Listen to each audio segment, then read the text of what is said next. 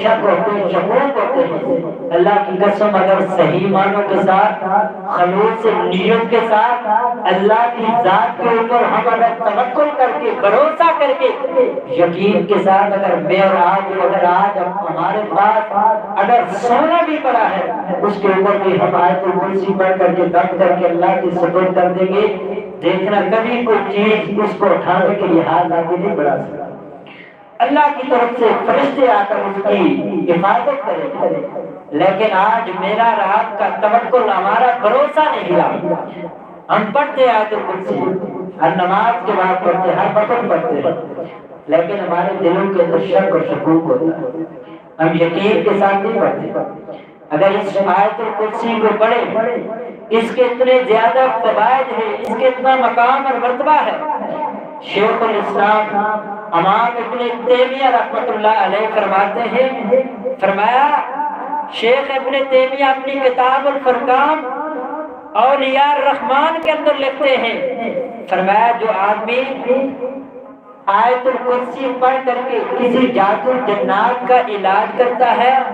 تو فرمایا اس کے اوپر پختگی کرتا ہے، وہ ہمیشہ کے لیے وہ جادو جنات سے اس انسان کی جو یہ جان چھوٹ جاتی ہے۔ اگر جادو جنات کا علاج کرنا، امام ابن تیمیہ نے کہا سب سے بڑا ہتھیار یہ آیت الکرسی ہے۔ اس آیت الکرسی کی وجہ سے جنات کو بڑی تکلیف ہوتی ہے، یہ پڑھ کر تم جادو جنات کا علاج کیا کرو۔ اور اسی طرح فرمایا کہ یہ اسم اعظم بھی ہے، فرمایا یہ اسم اعظم اس لیے کہا گیا ہے کہ اللہ لا الہ الا هو الحی القیوم، یہ لفظ ایسے ہیں نبی کریم صلی اللہ علیہ وسلم نے فرمایا جو آدمی یہ لفظ پڑھ کر، آیت الکرسی کے لفظ پڑھ کر اللہ کے سامنے کوئی بھی دعا کرتا ہے، اللہ تبارک و تعالیٰ اس کی دعا کو قبول کرتا ہے۔ آج دعا کرتے ہماری دعائیں کو نہیں قبول ہوتی، کیونکہ ایک تو ہم اس دعا کے اندر اسم اعظم نہیں پڑھتے، اس دعا کے اندر ہمارا خلوص ٹھیک نہیں ہوتا، ہم دعا رب تعالیٰ سے مانگ رہے ہوتے ہیں لیکن ہمارے ذہنوں کے اندر خیال دنیا داری کی۔ اور میرے مسلمان بھائیو، اگر اللہ کے سامنے ایک بندہ خلوص نیت سے مانگے، دنیا کی مثال لے لیں، اگر ایک دنیا کے اندر اگر ایک فقیر ہے مانگنے والا، وہ فقیر بھی جب مانگتا ہے کسی کے دروازے پہ کھڑا ہوگا، جا کر کیا کرتا ہے؟ سب سے پہلے اس کی تعریفیں کرتا ہے، فلاں حاجی صاحب، فلاں نمازی صاحب، فلاں صاحب، فلاں صاحب، پوری طرح سے اس کی طرف متوجہ ہوتا ہے، متوجہ ہو کر اس سے مانگتا ہے، اس کے دل کو جیت لیتا ہے، اس کو دیتا بھی ہے۔ اگر آج میں راگ اللہ سے مانگے، اسی طرح اسم اعظم پڑھے، اللہ لا الہ الا هو الحی القیوم پڑھ کر، اسی طرح درود شریف پڑھ کر اللہ کی طرف متوجہ ہو کر یہی سمجھے کہ ہم رب تعالیٰ سے بالکل ہمارے سامنے اللہ سے ملاقات کریں، اللہ سے ہم کلام ہو کر بندہ مانگے،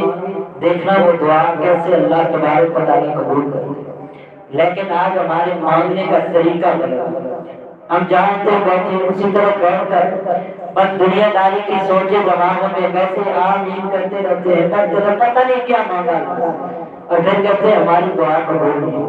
اللہ کے محبوب پیغمبر علیہ السلام نے فرمایا دعا کی بھی تین صورتیں ہوتی ہیں، یا اسی وقت اللہ تبارک و تعالیٰ بندے کی دعا کو قبول فرما دیتے ہیں،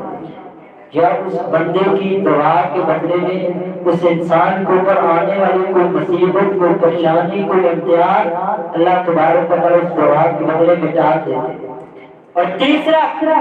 کون سا مقام؟ اللہ کے محبوب پیغمبر نے فرمایا یا وہ بندے کی دعا اس وقت قبول کی تھی، اللہ آخرت کے لیے اس انسان کی دعا کو ذخیرہ کر دیتے ہیں اور کل نیکیوں کی صورت میں وہ دعا اس کو ملے گی۔ دعا سے مایوس انسان کو نہیں ہونا چاہیے، لیکن اللہ سے مانگنا چاہیے، خلوص سے نیت کے ساتھ مانگنا چاہیے، اللہ ضرور عطا کرتا ہے۔ اور اسی طرح نبی کریم صلی اللہ علیہ وسلم نے فرمایا، حضرت ابو اسامہ رضی اللہ تعالیٰ عنہ سے روایت، سنن کبریٰ اور نسائی کی روایت کہ نبی کریم صلی اللہ علیہ وسلم نے فرمایا آیت الکرسی کی فضیلت اور مقام کو بیان کرتے ہوئے اللہ کے محبوب پیغمبر نے فرمایا کہ ہر فرد نماز کے بعد آیت الکرسی کو پڑھا کرو۔ ہر فرض نماز کے